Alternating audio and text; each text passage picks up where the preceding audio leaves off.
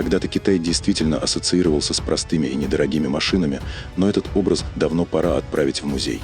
Индустрия сделала гигантский рывок. Сегодня автопром Поднебесной стремительно штурмует премиум-сегмент и делает это так уверенно, что конкуренты явно нервничают. Свежий пример – GAC S9. Это заявка на то, чтобы встать в один ряд с брендами, которые привыкли считать эталоном. Дизайнеры явно посмотрели в сторону Европы, подметили удачные штрихи, но при этом дизайн не выглядит копией, скорее как микс лучших идей с китайской харизмой. GAC – это крупный китайский автоконцерн, а Трампча – его флагманский бренд для легковых автомобилей. В Китае Трампча известен уже больше 10 лет, и его машины считаются чем-то средним между массовым сегментом и премиумом. Интересно, что сам бренд Трампча появился как звучный вариант для локального рынка, но за рубежом его часто продвигают просто как GAC, чтобы избежать ассоциаций и недоразумений. Многие модели бренда можно смело сравнивать по уровню отделки и оснащению с европейскими брендами. При этом китайцы любят играть с дизайном. От классики они берут узнаваемые штрихи, а от себя добавляют современную технику, смелые линии и щедрый набор технологий. В Китае Трампча уже воспринимается как марка для тех, кто хочет что-то посолиднее, чем обычные массовые бренды, но пока не готов платить за Audi или BMW. А на международных рынках они стараются закрепить имидж стильного и доступного премиума. Естественно, новый кроссовер не обошелся без испытаний на безопасность. Его даже буквально кинули с холма. Но на этом эксперименты не закончились. Автомобиль прошел серию тестов на бездорожье, чтобы показать, что готов к любым приключениям. Ну а теперь давайте перейдем к сути и познакомимся с этим кроссовером поближе.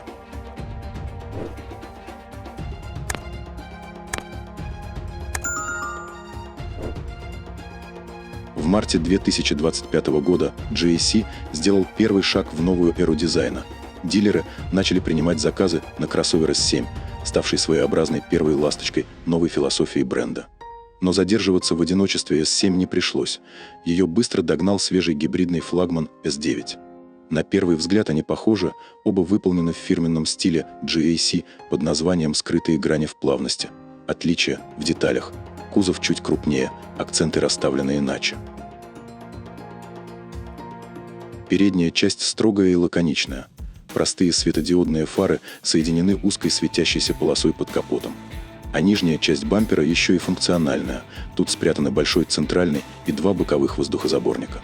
На крыше установлен лидар, необходимый для работы интеллектуального комплекса помощи водителю Huawei ADS4. Профиль машины типично кроссоверный. Скрытые дверные ручки, зеркала на стойках.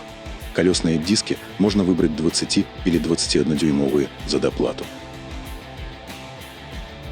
Корма смотрится динамично.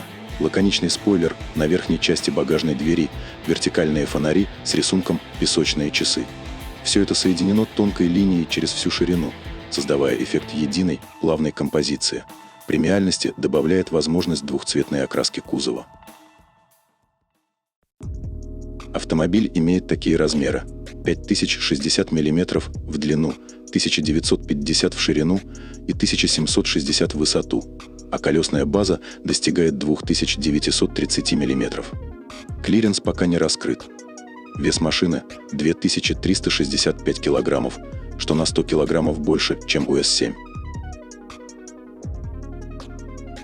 Производитель обещает, что благодаря системе Smart Preview Magic Carpet с использованием лидара Huawei ADS4 автомобиль заранее распознает неровности, ямы лежачих полицейских и даже крышки люков.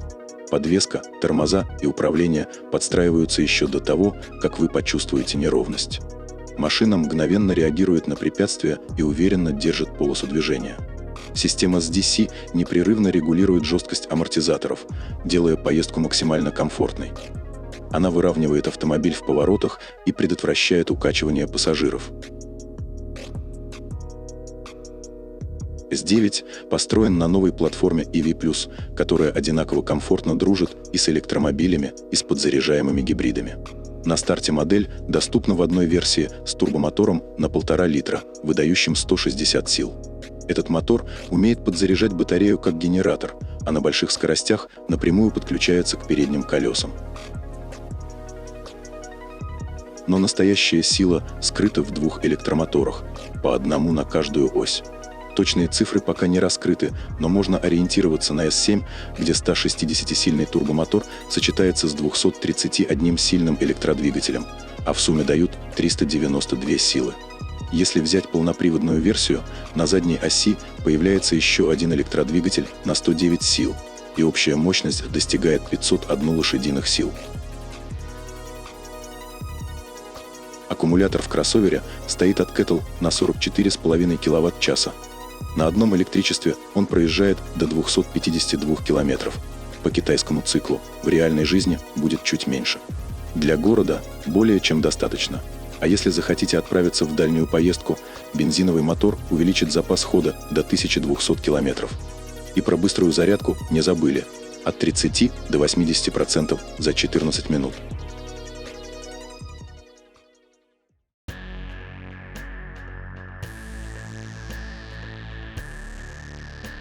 В S9 интерьер выглядит действительно солидно и премиально. Черный орех в отделке, кожа напа на сиденьях – все говорит о дорогом и классическом подходе. Приборная панель на 12,3 дюйма больше не торчит сверху, как в S7, а аккуратно встроена в консоль, создавая ощущение гармонии и стиля. Вентиляционные дефлекторы здесь не прячутся, а находятся прямо на виду. В целом, S9 ощущается более изысканным, с вниманием к деталям, будто все сделано по стандартам премиум-класса. В этом автомобиле все управление сосредоточено вокруг 15,6-дюймовой центральной мультимедийной системы. Для еще большего удобства есть проекционный экран на 27 дюймов, чтобы не отвлекаться от дороги. Вся электроника работает на операционной системе Harmony Space 5 от Huawei, обеспечивая плавную и быструю работу всех функций. Центральный тоннель тоже изменили по сравнению с S7. Теперь здесь две ниши для беспроводной зарядки смартфонов, два подстаканника и удобный подлокотник с вместительным ящиком для всех мелочей. S9 доступен в двух- или трехрядной версии.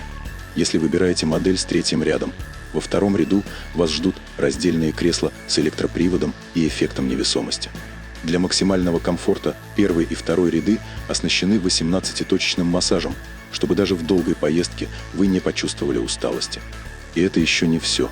Потолочный 17- и 3-дюймовый экран для пассажиров и аудиосистема Adigo Sound Pro с 21 динамиком сделают вашу поездку настоящим кинотеатром на колесах. Что касается багажного отделения, точные цифры пока не раскрыли, но визуально в пятиместной версии места хватает без проблем. Можно спокойно упаковать все необходимое для семейного путешествия. В эпоху все более разнообразных требований к автомобилям S9 выглядит настоящим универсалом в своем классе.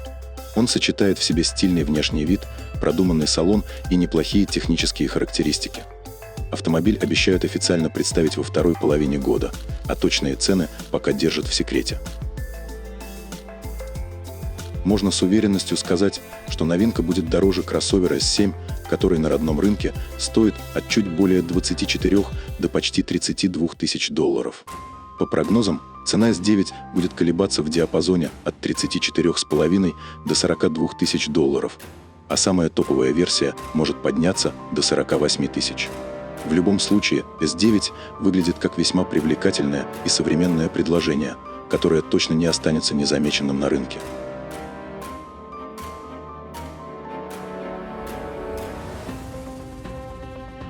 Если это видео было для вас полезным, не забудьте поставить лайк и подписаться, чтобы не пропустить крутые новинки автомобилей и свежие обзоры.